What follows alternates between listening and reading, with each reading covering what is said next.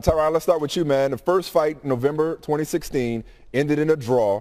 What are you going to do differently to make sure that that doesn't happen this time? You know, I'm just going to go out there and seize the moment a little bit more often. I had my moments in a fight where, you know, I did that fight in the damage where the referee wanted to get involved.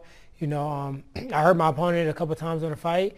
I can do that a little bit more often this time around.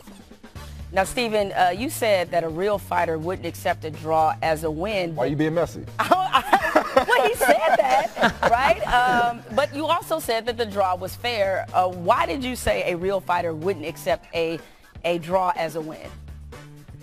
Of course, that was before, you know, he actually took the fight, and you know, for me, I couldn't take a draw as, you know, being satisfying.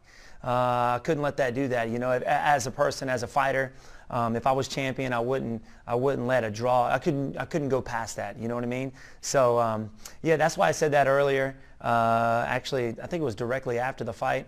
But you know what? We're doing it again this Saturday, man. So we're gonna be getting it on again. Of course, he couldn't let the draw go to that way because he was a challenger, and this means he gets another crack, another opportunity to fight me. So it's only suiting that he would say that.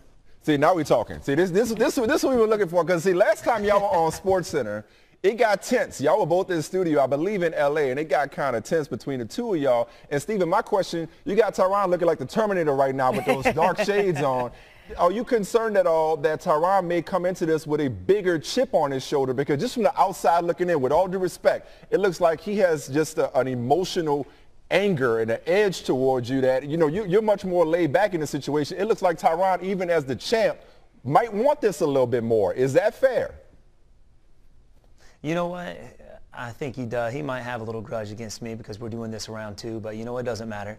I'm going to go out there and do my thing, and I want to have my hand raised with that belt around my waist. Tyron, do you think you're hungry? No such thing, man.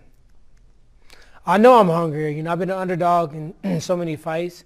I never had a grudge towards Wonder Boy at all. You know, I'm just going out here constantly having to prove myself over and over again. And with that said, you know, I just go with that chip on my shoulder. It doesn't matter if it was him or if it was anybody standing across from the octagon.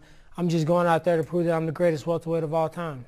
Stephen, George St. Pierre says you are the best striker he's seen in his life. What was your reaction to that?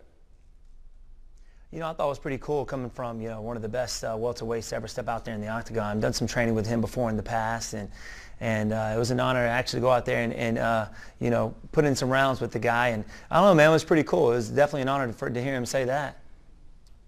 Tyron, you got outstruck by me in the fight, so that's kind of funny. Sorry, he would say that. You hit me twice, man. It's all right. It's kind of funny he would say that, being that you got outstruck by me in the fight that we had in 205. It's all right, though. You hit me twice, man, in the fourth round. I hit you twice? You hit me twice. That did damage, yes. That's how you know your head still shook. You got knocked down 4 times, brother. It's all good, man. I hit you twice and knocked you down 4 times. 4 times? You got knocked down once. You got knocked down again. You got up. You got knocked down again.